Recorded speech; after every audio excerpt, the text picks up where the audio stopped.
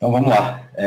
Bom, primeiro vou me apresentar para quem não me conhece. Eu sou o Vanner, o dono da WOS Design, que é uma agência criativa focada principalmente na parte de criação de sites e toda a parte de marketing digital, criação de marketing também, então acompanhamento de sites e bastante dessa parte de SEO. Então, o Ivan e o Luiz me convidaram hoje para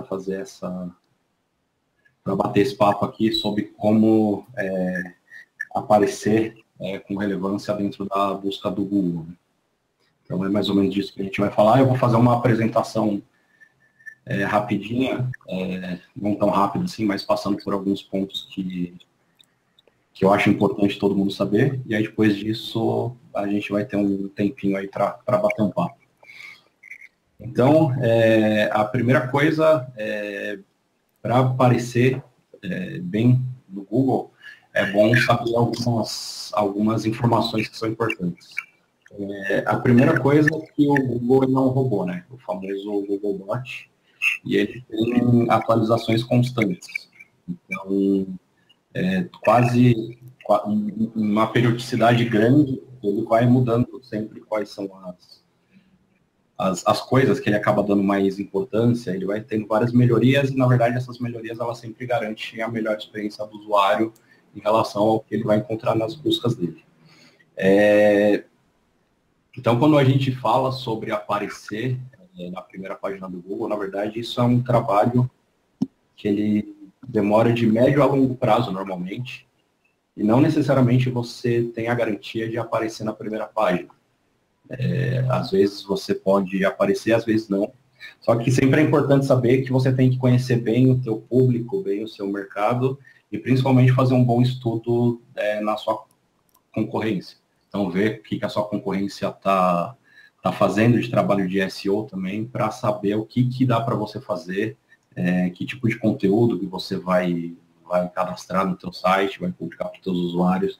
Enfim, mas normalmente é um trabalho que demora aí a partir de uns 6 meses. Então, o que é importante, na verdade, como que o Google ele define qual que é a relevância dos sites dentro de uma busca.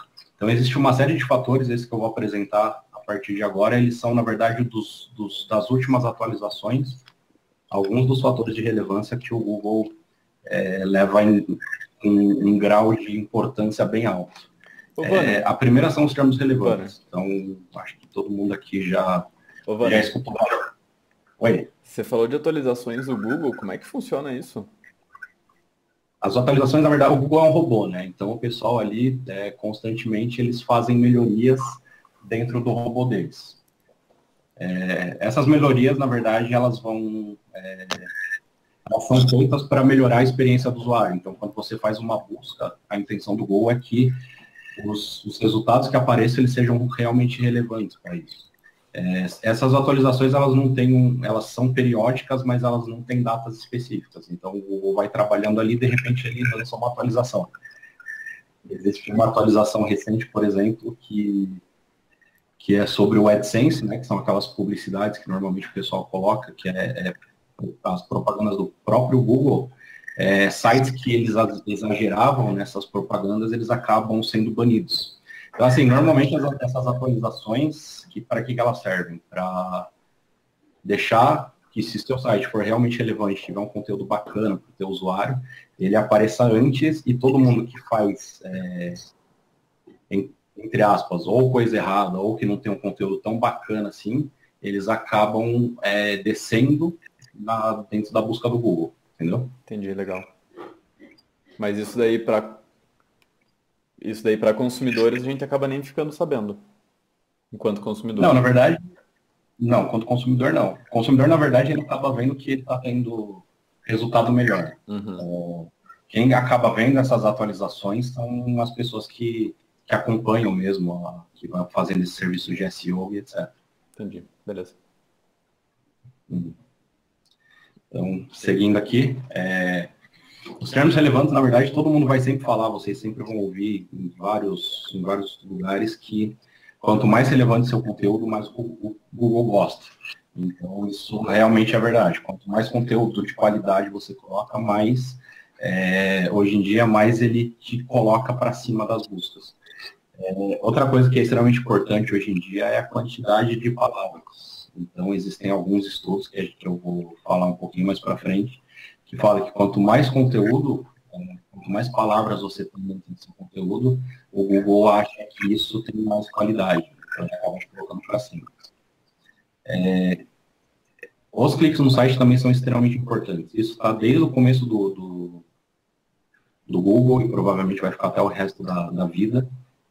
Quanto mais vezes o seu site é clicado dentro das buscas, mais relevante ele é. Então, por exemplo, se você faz uma busca, por exemplo, por escritório de advocacia, e o terceiro resultado ele tem muito mais cliques que o primeiro, aos poucos o Google vai rankando melhor essa terceira colocação. Outra coisa que é extremamente importante também é o tempo que as pessoas ficam no site. Então, se uma pessoa fica no seu site 5 minutos, isso significa que o seu site é relevante, que as pessoas estão realmente interessadas no que tem dentro. Que é ao contrário do bounce. O bounce é o mínimo que as pessoas ficam. Então, se a pessoa fica muito tempo, isso quer dizer que o seu site não tem nada que agrade as pessoas, o Google acaba banindo isso também. Coisa extremamente importante também é que seu site seja responsivo, né? Que ele seja adaptado a todos os dispositivos móveis. E também a parte do domínio. Então, imagina que, por exemplo, é uma agência de viagem chinesa. Então, ela vende pacote aqui no Brasil e o domínio dela é xingling.com.br.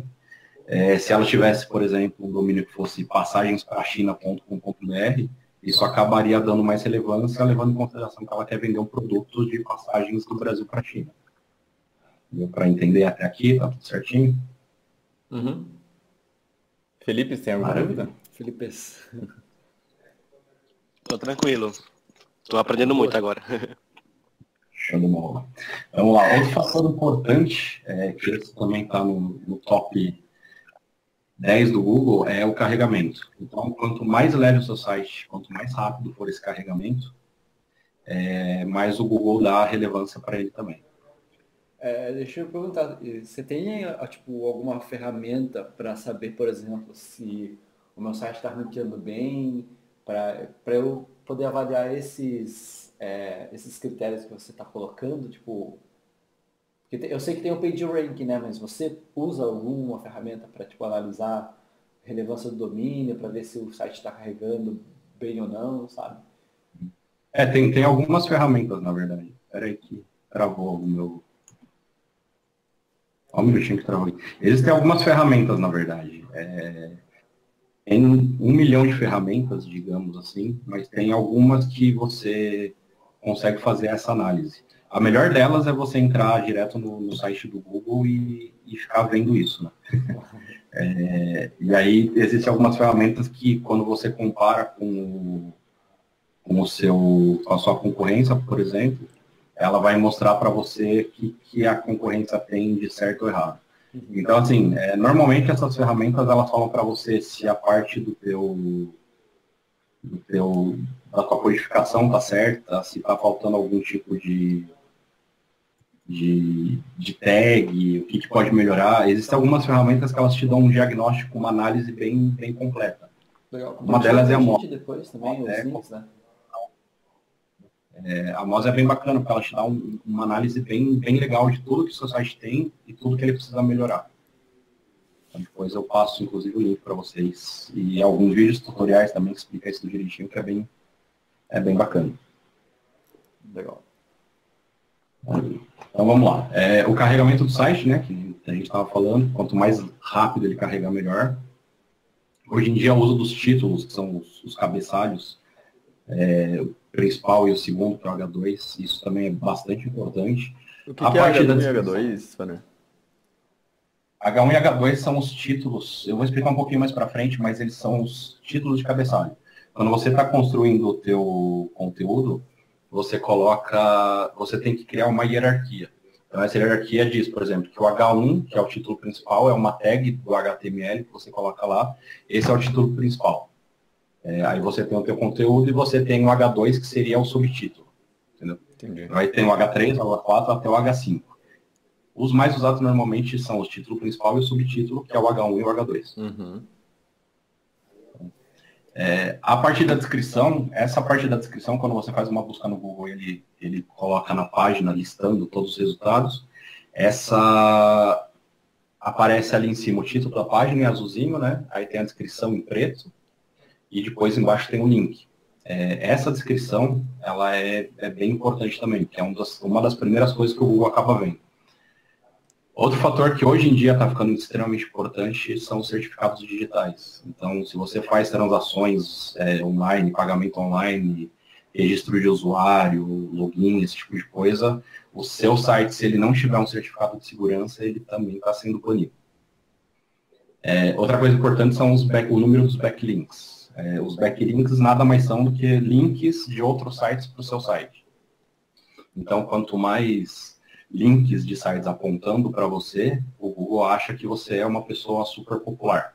E ele acaba achando isso legal. E se esses links eles são dos domínios de referência, que são páginas importantes, que têm bastante acesso e etc., e essas páginas linkam para você, melhor ainda. E se você consegue bastante novas pessoas falando de você, isso quer dizer também que você é super popular, que seu conteúdo é super relevante e o Google adora isso. Então, além disso, existem mais outros diversos fatores que o Google leva em consideração, mas todos esses que estão listados nessa tela aí, eles são os últimos, das últimas atualizações que acabam tendo mais relevância. Então, assim, é sempre importante levar em consideração tudo isso para conseguir subir o máximo possível.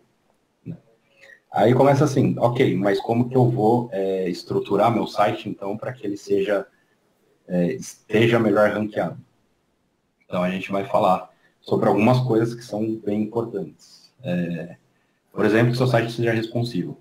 Todos os sites que hoje não são responsivos, eles já caíram na busca do Google. Como a maioria uma grande parte dos acessos no mundo hoje é via dispositivo móvel, o seu site precisa estar adaptado obrigatoriamente para isso. Existe casos de que um site já caiu 4 páginas, dos que eu acompanho aqui, 4 páginas por não estar responsivo. Então isso, no resultado geral, acaba atrapalhando bastante as vendas ou a exposição da empresa ou da marca. Ô, Vanner, ele faz uma distinção entre busca pelo desktop e busca pelo mobile? Então, tipo, se eu estou fazendo busca no mobile, ele me dá a posição 2. Se eu estou fazendo a busca no desktop, ele me dá a posição 7, sei lá. É exatamente por isso. Hoje em dia, a maioria das buscas elas são feitas por celular. No Brasil, quase 70% das pessoas elas acessam mais o celular do que o computador. Sim, mas então, ele mostra resultados diferentes dependendo da onde eu estou fazendo a pesquisa? Não. Ele mostra resultados diferentes, por exemplo, de acordo com a sua localização. Se você está fazendo dispositivo móvel ou não, ele também pode mostrar diferente. Entendi. Ele acaba adaptando. Na verdade, ele adapta várias coisas, né? Ele vê o histórico de acesso, ele vê a tua localização, ele vê várias coisas. E por isso que ele está sempre atualizando o robô. Ele está querendo te mostrar sempre resultados mais relevantes para onde você está, para onde você quer e para o que você está acessando. Entendeu? Beleza. Então, assim, um site bem estruturado, com código bem limpo, ele acaba carregando muito mais rápido. Então, uma das primeiras coisas que o Google faz, na verdade, quando ele faz a varredura do teu site, para saber se ele é relevante ou não, é saber se o seu site ele está acessando rápido. Para acessar rápido, além do código limpo, o servidor que você está hospedando, ele também é importante. E quanto mais rápido ele consegue acessar, mais memória ele tem, ele mostra mais o resultado de logo de cara, assim, para o Google, e isso acaba interferindo bastante. Na verdade, é um dos principais fatores de posicionamento. E como é que eu posso saber se meu site está sendo rápido ou não? Existem algumas ferramentas. Você consegue fazer um ping, por exemplo, que isso é uma coisa um pouco mais técnica, mas o YouTube também ajuda como faz isso. Você consegue fazer um ping pelo IP do seu site e ele te retorna ali quanto tempo ele conseguiu conversar com o servidor e te retorna as informações. Outro teste que é super rápido de fazer também, você entra numa conexão qualquer que não esteja um cache do site que você está querendo. Você limpa todo o cache da tua máquina e tenta cronometrar no teu relógio mesmo quanto tempo que ele está demorando para carregar o site. Sites, normalmente, eles devem carregar em no máximo 2 segundos. Se ele demora mais que 2 segundos para carregar, é bom dar uma conversada com o webmaster porque está com algum problema.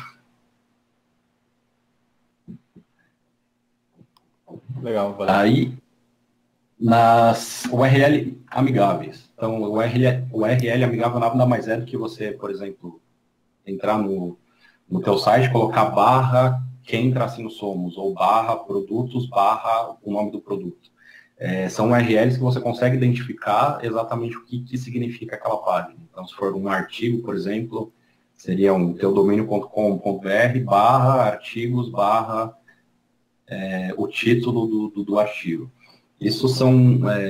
o Google, ele gosta disso, não é uma coisa extremamente relevante, mas isso acaba sendo bom, inclusive, para quando você vai compartilhar esse conteúdo ou quando você vai passar para alguém. Enfim, no compartilhamento geral, isso acaba sendo muito mais agradável do que, de repente, passar vários códigos. Entendeu? E outra coisa importante também é que o seu site ele não deve ter links quebrados. Então, existem algumas vezes que você faz uma busca no Google e você clica lá e aparece um 404 de página não encontrada gigante. Quanto mais links quebrados, pior vai ser. Mas, porém, se de repente acabou passando um link que você esqueceu de deletar ou de arrumar isso, é extremamente importante que você tenha uma página configurada para que o seu usuário, mesmo que ele não tenha chegado naquela informação de cara, ele consiga encontrar aquela informação de um jeito muito fácil. Fala-se que no máximo 2 cliques hoje em dia é importante fazer. Outra coisa que o Google precisa é um sitemap.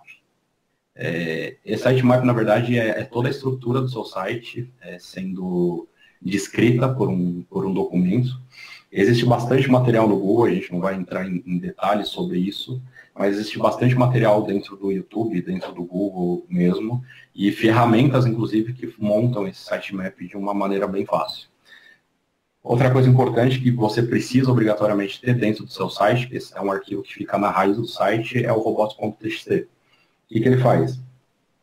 Ele diz para os mecanismos de busca o que você tem que ver dentro do seu site, o que ele está disponível, o que não está disponível, que de repente você tem uma pasta de fotos de família. Então você fala que essa pasta você não quer mostrar para ninguém. E de quanto em quanto tempo o robô ele tem que fazer a varredura no seu site. Então você fala, por exemplo, se você colocar artigos diariamente, você pode colocar para ele ver todo dia, ou mensalmente, ou semanalmente. E assim, quanto mais atualiza o conteúdo, mais o Google acaba gostando. Né? Então, assim, no geral, você tendo uma navegação bem simples, bem organizada, com todos esses outros recursos, você acaba já passando na frente de muitas outras pessoas que não têm essas coisas instaladas, que não tem um sitemap, que não tem um robots, ou que tem um site mais pesado, ou não um site não responsivo. Então, assim, vamos começar agora a estruturar o que são os artigos, né? Tipo, aquela pergunta, tipo, quais são os conteúdos que eu deveria ter no meu site para eu ficar melhor posicionado? Então, assim, o Google acha que quanto mais palavras você tiver dentro dos seus conteúdos do site, mais importante e mais relevante esse site é. Então, existem alguns estudos que dizem que artigos com mais de 1000 palavras, eles acabam sendo 3 vezes mais acessados. E esse mesmo estudo fala que se você tem mais de 2000 palavras, ele acaba ficando nos 5 primeiros resultados da busca. Então, o Google entende o quê? Que se você tem uma quantidade de palavras grande dentro de um artigo, dentro de um conteúdo, isso é consequência de qualidade. Então, ele acha que você está realmente descrevendo muito todo o conteúdo e que na verdade, responder à dúvida de que os seus usuários têm. Ô, Vanner, e quando você vai criar um conteúdo, quando vai criar um artigo, é bom sempre ter uma hierarquia. Essas hierarquias, elas fazem parte também do que a gente conversou antes, que até o Luiz perguntou, que eram dos H1s e H2. Então, por exemplo, quando você está falando de um tutorial, você coloca o título lá, como fazer tal coisa. Aí o subtítulo, aí você coloca tudo bem definido, item por item, passo 1, passo 2, passo 3, isso bem organizado. De repente, o passo 2 existem outros subitens. Então, você organiza isso de uma forma bem hierárquica e você consegue fazer com que o seu conteúdo seja mais fácil de ler, mais fácil de ser acessado e, obviamente, mais fácil de entender pelo teu usuário também. Ô, Vano, Oi, diga. O robô do Google, ele consegue entender o texto que está escrito? Por exemplo, você falou ali, né? Textos com mais de 1000 palavras têm 3 vezes mais acesso. Se eu botar um monte de coisa que não faz sentido... Ele consegue entender se tem sentido ou não. Ele sabe se, por exemplo, se você está fazendo um texto que é legível, se você está escrevendo coisas realmente fluídas, ou se você está colocando um monte de palavra repetida simplesmente porque você quer ranquear melhor. Hoje em dia tem essa inteligência e, por exemplo, uma das sugestões sempre é nunca repetir mais do que 3 vezes uma mesma palavra-chave dentro de um texto. Entendeu? Você deve repetir ela sempre dentro do título, do título da página, da descrição da página, do título do artigo e dentro do conteúdo. Mas dentro do conteúdo em si, que é o texto mesmo, você não deve repetir isso mais de 3 vezes. Ele acaba achando que isso já é exagero demais. Então, assim, ele percebe que os textos são fluidos o suficiente para saber se aquilo tem relevância ou não. Ele não lê todos os textos obrigatoriamente, mas ele sabe identificar um texto que está sendo feito para passar a perna no Google, para tentar ranquear melhor, que é um texto feito para o mecanismo de busca, que é diferente de um texto que é feito para o usuário, entendeu? Então vamos lá. Montando os títulos, o que é importante? Os títulos, eles têm uma das principais relevâncias dentro de um resultado de busca. Então, por exemplo, se você tem um site que tem vários artigos ou tem vários serviços e você quer descrever isso, é bom descrever esse título com o máximo de precisão possível. Por exemplo, usando isso sempre o famoso H1 e H2, que a gente já repetiu umas 3 vezes aqui. Por exemplo, você está montando um tutorial de como montar quebra-cabeça. Como montar o quebra-cabeça. Então você fala lá, ao invés de, montando o quebra-cabeça, você escreveria alguma coisa, como montar um quebra-cabeça de 3.000 peças da marca X.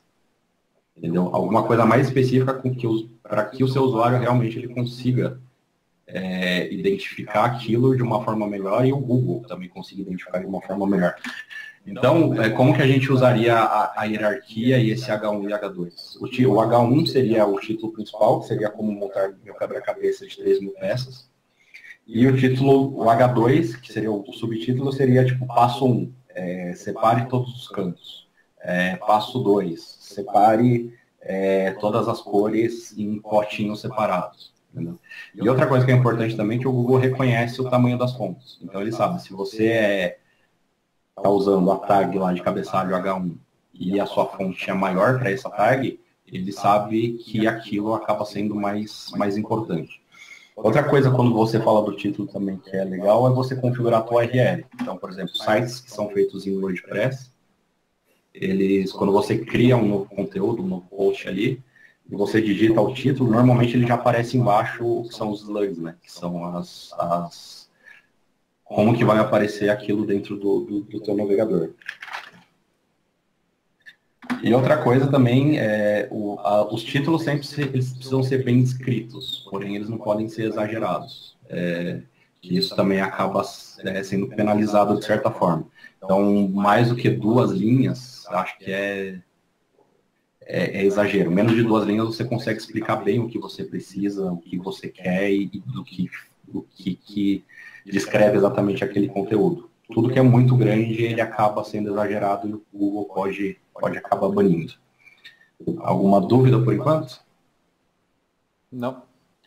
Eu tenho uma dúvida. Diga lá. Eu acho que eu perdi a parte que você explicou sobre o H1 e H2. Aí eu estou um pouco confuso sobre H1, no caso, seria o título, e H2 é o subtítulo, é isso? É o subtítulo, isso. Mas o subtítulo que você fala é porque eu uso a Wix no meu blog, no meu site. Daí você sabe onde... Porque eu não lembro de ter um subtítulo lá. Tá, normalmente, eu não lembro a Wix agora como que funciona, mas normalmente quando você tem aquele campo de descrição, ele aparece um editor, e aí naquele editor você consegue configurar. Esse H1 e H2, na verdade, é o que ele normalmente chama de cabeçalho 1 e cabeçalho 2. Ah, tá. Ele é o cabeçalho 5. Certo, Então, nos editores, normalmente ele vem como cabeçalho. Então, H1 é o cabeçalho 1, H2 é o cabeçalho 2. Tá, beleza, tá. Agora eu visualizei melhor. Valeu. Mas ele não é tipo o subtítulo H2. Ele é como se fosse um mini cabeçalho, né? Ele é como se fosse um mini cabeçalho. Ele é o cabeçalho que tem a hierarquia 2 dentro do título principal. Aí se você colocar um cabeçalho 3, por exemplo, vamos continuar usando o exemplo do quebra-cabeça. O título seria como montar quebra-cabeça de 3.000 peças. Aí seria o H2 seria passo 1, separe todos os campos. Aí o H3, por exemplo, que seria o subtítulo do subtítulo do título. Que seria separe os cantos de cima e os de baixo, enfim, eu também alguma não coisa sei como que funciona o Wix, mas no Word, por exemplo, ele usa título 1 e título 2, título 3, título 4, título 5. É a mesma coisa H1, H2, H3, H5. Então pode ser que o Wix seja a mesma coisa, sabe? Para quem... como esses dias eu estava formatando a BNT, quando você faz a hierarquia, por exemplo, o título 1 é o título do seu trabalho, aliás, é o capítulo da sessão, sabe? Depois é subcapítulo. Então, é mais ou menos essa a lógica da hierarquia também. Exatamente. Dentro da estrutura do HTML, na verdade, você acaba usando normalmente o que é o cabeçalho 1, que é o título, né, que seria o grande título, o H2 o subtítulo, e depois você usa o que é o parágrafo. Abaixo do H2 você sempre vai colocar o texto especificamente, que vai ser o conteúdo. Então esse texto é tudo que tem a ver com o título antes. Entendeu? Entendi. Mais algumas dúvidas sobre até por aqui ou não? Eu tenho uma dúvida, mas eu não sei se você vai falar isso depois ou não. Quando você estava falando sobre o ranqueamento do Google, aí você falou sobre cliques no site, etc. Daí, para quem produz conteúdo em blog, existe alguma periodicidade que você recomendaria de lançar texto no blog, tipo uma vez por semana, 2 vezes por semana, ou isso vai depender muito do tráfego que cada texto vai trazer? E isso depende muito de vários fatores. Recomenda-se que todos, pelo menos uma vez por semana, você suba conteúdo. O Google acha que quanto mais você sobe, na verdade, mais você tem relevância, então ele acaba dando mais atenção para você. Pelo menos um conteúdo por semana é o bom. Assim. Certo. O conteúdo a cada 2 semanas já acaba ficando muito pouco. Felipe, eu vi Se você conseguir 2 conteúdos por semana, é melhor ainda. Eu estava lendo um material da Rock Content, que eles fazem marketing de conteúdo, né? Eles escrevem para quem não tem tempo para escrever. E eles falam que o melhor é o quanto máximo de conteúdo você conseguir fazer sem sacrificar a qualidade de conteúdo. Então, se você conseguir escrever bem 3 vezes por semana, 3 vezes por semana. Se você conseguir escrever bem, mas só uma vez por semana, uma vez a cada 10 dias, essa periodicidade. Mas, tipo, tem que ser bons textos, que tenham uma quantidade boa de palavras, para também não parecer que você está escrevendo só um parágrafo, escrevendo qualquer coisa. E aí postar, porque daí a gente tava falando. Você pega o que dá mais certo e depois melhora. Exatamente. Vou até comentar mais pra frente também. Mas assim, não adianta você colocar 15 conteúdos por dia também e eles não terem as respostas exatamente que o usuário precisa, entendeu? Que é o que o Google hoje em dia leva muito em consideração, que seja um texto fluido, bem escrito e bacana. Então, é melhor escrever um texto a cada 2 semanas bem feito do que o que o Luiz falou, um monte sem qualidade nenhuma. Vamos lá. Montando os conteúdos. Esses conteúdos eles têm que ser extremamente fáceis de ler e uma linguagem adequada ao teu público. Isso é quase o básico. Eles têm que ser inéditos. Então, você tem que fazer o seu próprio conteúdo. Porque se ele não for, se o Google identifica se ele é copiado de um lugar ou não. Toda vez que ele é copiado, ele acaba sendo banido. Então, toda vez que você faz uma pergunta de uma coisa que aconteceu na Polímatas, com uma parada aí que a gente fez. A gente pegou um artigo de uma pessoa, publicou no nosso blog, e daí, um tempo depois, ela foi fazer uma outra parada e acabou publicando o mesmo artigo em um outro blog. Ela escreveu um artigo pro nosso blog e depois copiou o artigo para outro lugar, né? E a gente publicou ele bem antes mesmo. Mas hoje, se for pesquisar no Google, tipo, a gente tá na puta que pariu para aquele termo e o outro artigo tá na primeira página. Na verdade, são vários fatores. Assim, quando a gente fala que o Google pode banir, não é que ele vai banir 100% das vezes. Ele bane, por exemplo, se você sabe, se uma pessoa X cria um site sobre um assunto específico, sei lá, por exemplo, sobre marketing digital, e esse assunto ela fala, ela coloca um monte de artigos e o Google identifica que todos esses artigos, na verdade, não são dessa pessoa.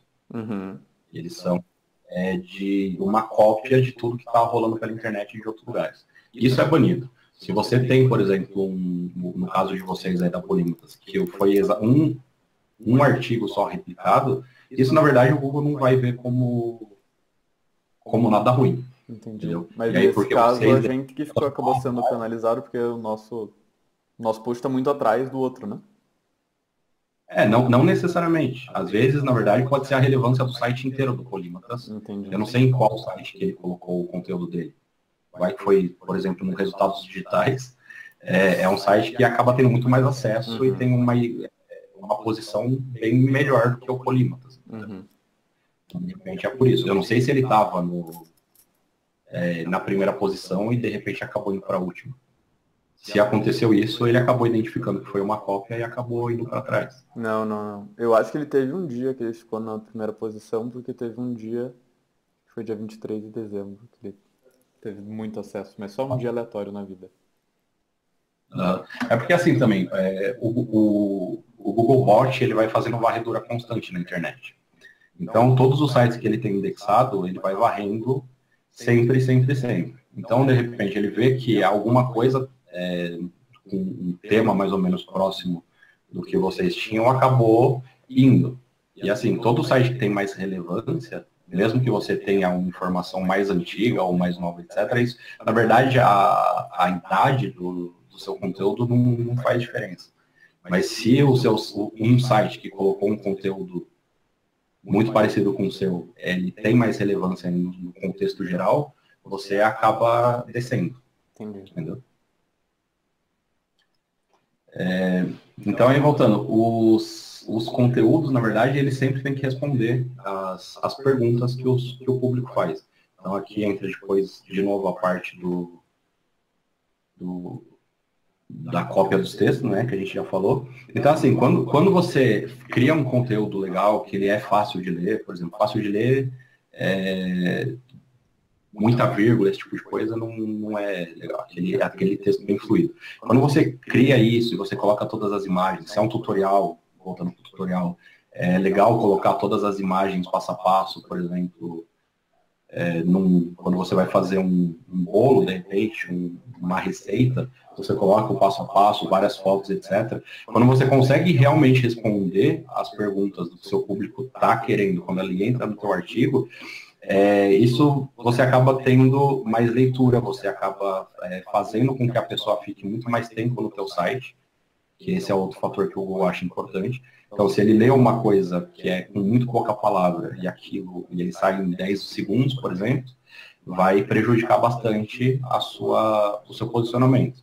Mas se ele fica lá, ele lê, você coloca um vídeo, por exemplo, tem todo o passo a passo de uma receita, mas você também coloca um vídeo, aí ele clica lá no vídeo, ele vai ficar ali naquele vídeo. Se aquele vídeo tem 5 minutos, são pelo menos mais 5 minutos que ele está na tua página. E isso vai criando muito mais relevância. Certo? Legal. Dúvidas? Nada por aí. Então vamos lá. Outra coisa importantíssima, que de repente não existem regras, né? Tipo, 100% exatas para nada quando se fala de marketing digital. Mas existem casos, por exemplo, se o seu site não tem tanto conteúdo de texto, você pode conseguir ranquear muito bem ele colocando imagens. Quando você coloca imagens falando de um artigo específico, essas imagens elas sempre têm que estar adequadas ao conteúdo. Não adianta você colocar uma imagem de um bolo de cenoura quando você está falando de heavy metal, por exemplo. Não tem nada a ver. Então, o Google também ele consegue identificar se essas imagens elas são adequadas ou não. E sempre é bom ter imagens de extremamente boa qualidade.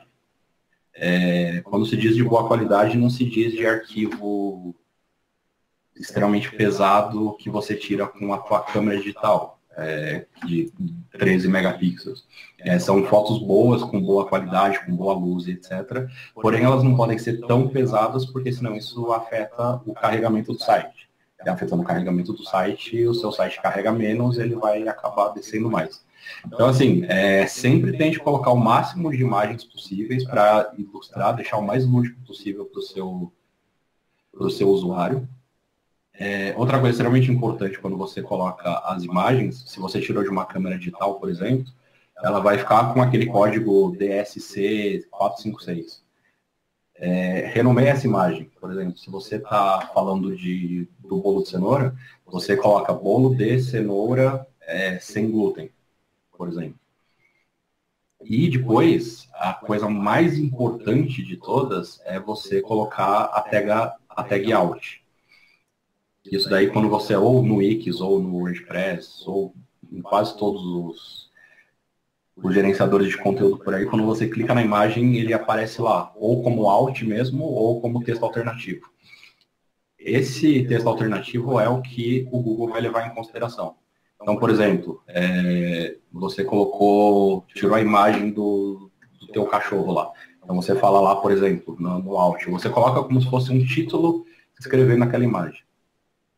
Por exemplo, filhote de dálmatas correndo pela grama. Em todas as imagens. Então, todas as imagens que você inserir, mesmo que sejam imagens repetidas, você sempre tem que ter essa tag de texto alternativo. Isso daí ele vai fazer com que o Google também saiba que, além de todo o teu conteúdo, as suas imagens também são relevantes. E se, por acaso, tiver com uma conexão lenta ou etc., e não conseguir carregar a imagem, esse texto alternativo é o que ele vai aparecer quando a imagem está quebrada. Ele aparece o quadradinho ali, e esse texto que você colocou, ele mostra ali. Ele é importante também se um deficiente físico, um cego, né, deficiente visual, estiver vendo, porque ele não vai ver a imagem, mas pela descrição que você coloca ali, ele sabe do que se trata a imagem. Dúvidas? Tô tranquilo. Maravilha. Então, assim, essas são as coisas básicas que o Google leva em consideração quando você começa a fazer o seu conteúdo. Então, além disso, existem mais algumas outras coisinhas que ele leva bastante em consideração. Então, seriam algumas dicas úteis. Toda vez que você for fazer o teu conteúdo, você precisa obrigatoriamente colocar duas tags, que é o meta title e o meta description. Esse meta title, ele nada mais é que aquele título que vai ficar na barrinha ali do seu navegador, que você passa o mouse em cima na tab lá, na aba, e ele aparece. E o meta description é o que ele vai aparecer quando você faz o resultado na busca, que ele vai listando, aparece o title em cima e a descrição embaixo, certo? Desses meta titles, o Google ele lista por pixels. Pixels, na verdade, é uma unidade de tamanho. Então, existe uma média, mais ou menos, de caracteres que você deveria colocar. Então, para o título de cada página, seriam 63 caracteres, e para a descrição seriam 145 caracteres. Acima disso, pode ser que ele corte. Então, se vocês repararem, quando você faz a busca no Google lá, tem uma descrição gigante e aparecem uns 3 pontinhos. O ideal é que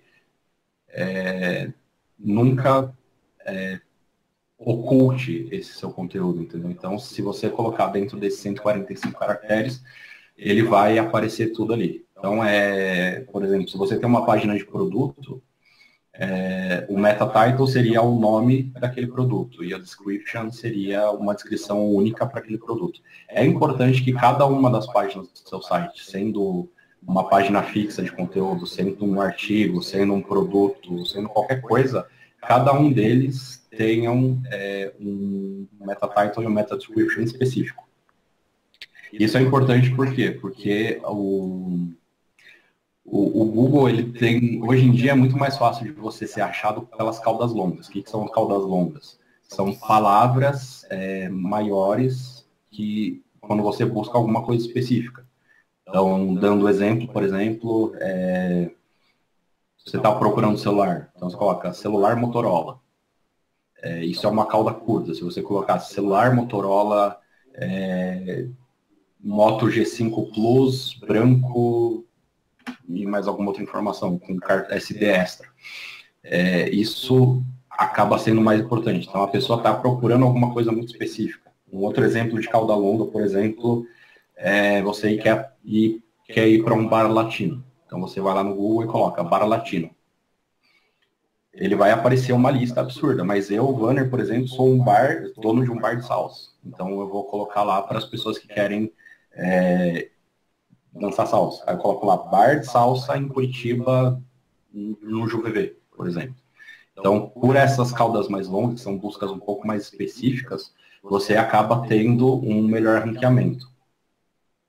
E, consequentemente, quando você tem um ranqueamento por essas palavras mais longas, de um jeito ou não, você acaba tendo um ranqueamento melhor também com as palavras mais curtas. Então, se 400 pessoas clicarem no bar de salsa em Curitiba, como tem o bar e tem o latino ali, eu acabo ranqueando melhor no outro também. Tem alguma dúvida dessa parte? Não. Maravilha. Outra coisa importante são os backlinks, que nada mais são do que os guest posts, né? Tipo, links, conteúdos seus dentro de sites de outros. Então, isso daí existem várias maneiras de se conseguir. Por exemplo, no caso da Ose Design, por exemplo, a gente tem perfis em redes sociais como Behance, como Pinterest, etc., que acabam dando uma boa ajuda, entendeu? Então, se você tiver posts da tua área em outros blogs, em outros sites, que sejam de assuntos relacionados, isso acaba sendo bem legal. E é importante também aquele negócio, quanto mais famoso for o site, quanto mais sucesso, mais popular ele for dentro do Google, e você tiver um artigo lá, para você é melhor. É melhor ter, de repente, 5 artigos em sites super populares do que ter 100 artigos em sites que nunca ninguém acessa e eles estão abaixo do seu. Entendeu? Não que seja ruim ter esses outros 100, mas quanto mais popular o site, mais relevante mais bacana para aparecer dentro das buscas. Outra coisa também, uma boa porcentagem das pessoas que trabalham com blog, etc., eles usam bastante AdSense. Uma das últimas atualizações do Google, eles baniram a maioria das pessoas que usam AdSense exageradamente. Porque eles acham que pessoas que só estão interessadas em ganhar dinheiro, elas não estão interessadas em passar conteúdo. Então, elas colocaram todo mundo bem lá para baixo. Não que ter AdSense seja proibido, mas quanto o menor número de monetização que você quiser fazer pelo seu conteúdo, acaba sendo melhor. Então, ter muita propaganda não é mais legal para o Google. Outra dica também importante é, se o seu site ele é feito em Ajax, isso daí, na verdade, quem vai dizer é o desenvolvedor, ou quando você for começar a fazer um novo site, nunca faça em Ajax, porque Ajax ele não consegue identificar o conteúdo, entendeu? Então, existem sites, ele sabe que o seu site está lá, mas ele não indexa todo o seu site. A mesma coisa acontece se você tiver o Flash. O Flash ele não é indexado. Então, se você tem um site em Flash hoje em dia, você está bem atrasado, né? Porque nem o Google e nem nenhum celular consegue acessar o seu site. E os Black Hats também. Black Hats, na verdade, um resumo rápido, é tudo que você faz de ilícito para conseguir posição no Google. A partir do momento que o Google identifica que você fez alguma dessas coisas ilegais, ele te bane para o resto da vida. Que é tipo o quê? Você pagar por links, enfim, existem várias coisas, mas de repente você pagar para pessoas fazerem coisas ilegais. Tem, por exemplo, Colocarem você você colocar a mais para palavra-chave frente. na mesma cor do fundo, sabe? Aí para as pessoas não É, verem, mas várias- você fica tipo entupindo de palavra-chave. Tags Entendi. e várias coisas. Na verdade, assim, sempre é legal você ser ranqueado pelo que você faz de certo.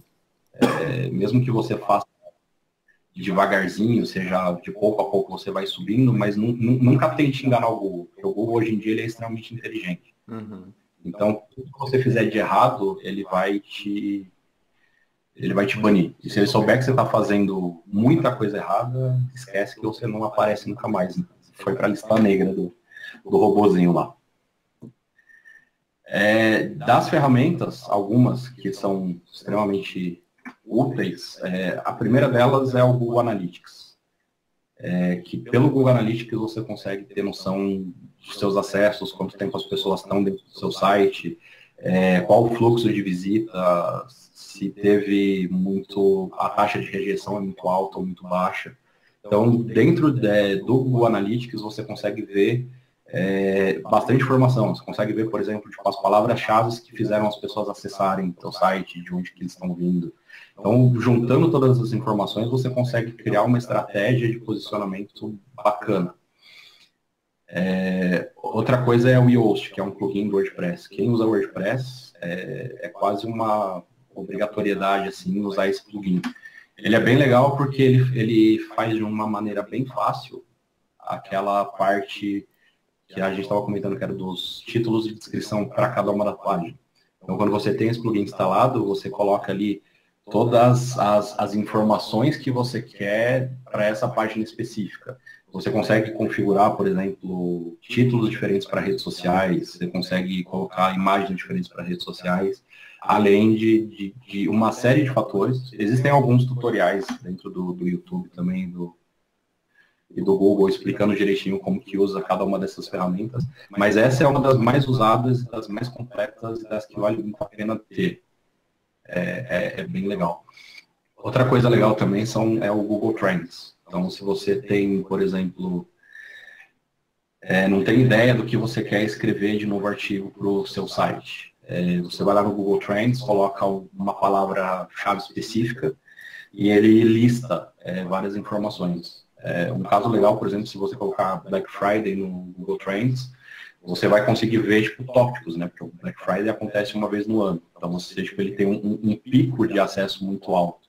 Se você colocar flores, por exemplo, você vai ver que em certas épocas do ano, Dia das Mães, Dia dos Namorados, acaba tendo um pico mais alto. Então, você pesquisa algumas palavras-chave que têm a ver com o seu negócio, com a sua empresa, e você consegue, de repente, segmentar bem essas tendências que o Google vai te mostrando.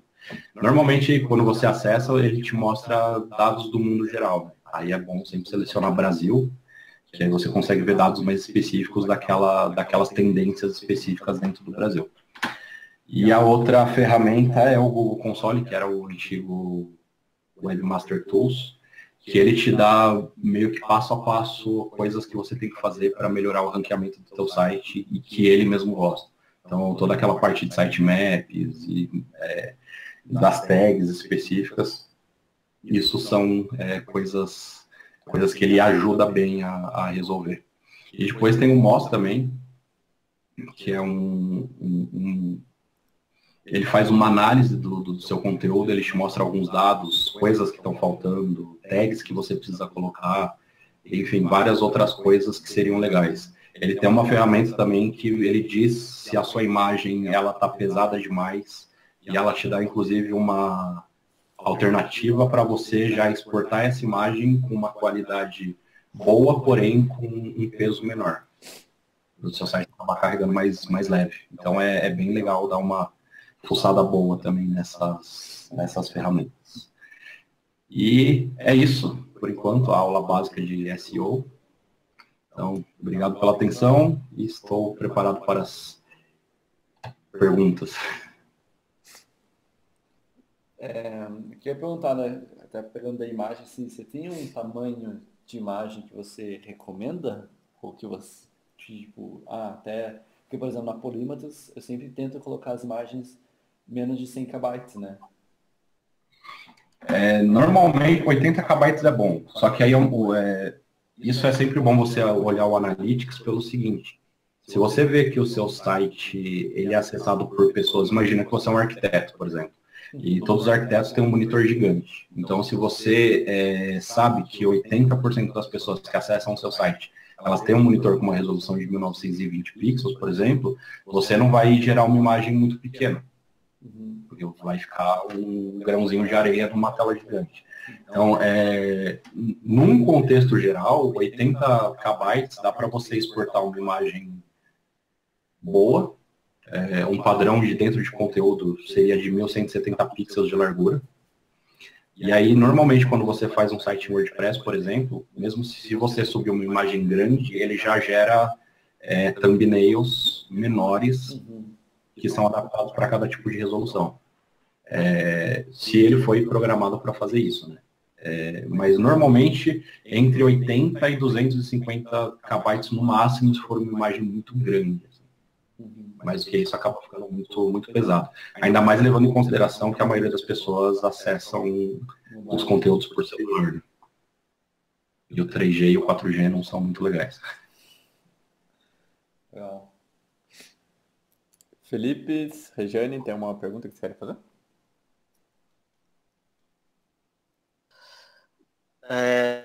Eu tinha, mas eu tô tentando lembrar agora qual era a pergunta. Quando eu lembrar aqui eu falo. Eu vou deixar meus contatos aqui para vocês. Caso tiver dúvida, pode escrever no e-mail, mandar WhatsApp, qualquer coisa. Estamos à disposição. Regiane, que chegou depois, quer perguntar alguma coisa? Não tem uma pergunta, não peguei meu assunto pela metade, mas tá tranquilo. Beleza, a gente vai deixar gravado e depois você consegue pegar desde o começo. Então tá bom. Felipe, quer perguntar alguma coisa? Felipe Bueno.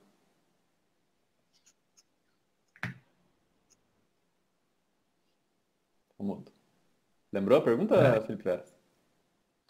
Não lembrei, mas eu anotei aqui o contato. Se eu lembrar, eu vou mandar essa pergunta, certeza. Valeu. Pode escrever, maravilha. Então, acho que é isso. Krieger, alguma pergunta? Não. Primeiro, agradecer, então, você, Vanner, pelo compartilhar o conhecimento aí com o pessoal. E se vocês tiverem alguma dúvida, podem falar com o Vanner. Também vai ter uma outra sessão na quinta-feira, que é sobre melhores práticas, e daí os empreendedores vão falar o que tem feito em SEO. E aí o Vanner vai comentando se é uma boa estratégia, se é uma má estratégia, o que pode melhorar. Beleza, pessoal? Maravilha. A gente deve subir esse material gravado, provavelmente hoje ou amanhã, sei lá. Beleza? Beleza, valeu, galera. Beleza, Compartilha o Vanner, depois compartilha com a gente os links, se você achar que é legal o pessoal dar uma olhadinha e tudo mais, que daí eu repasso para todo mundo. Maravilha, pode deixar.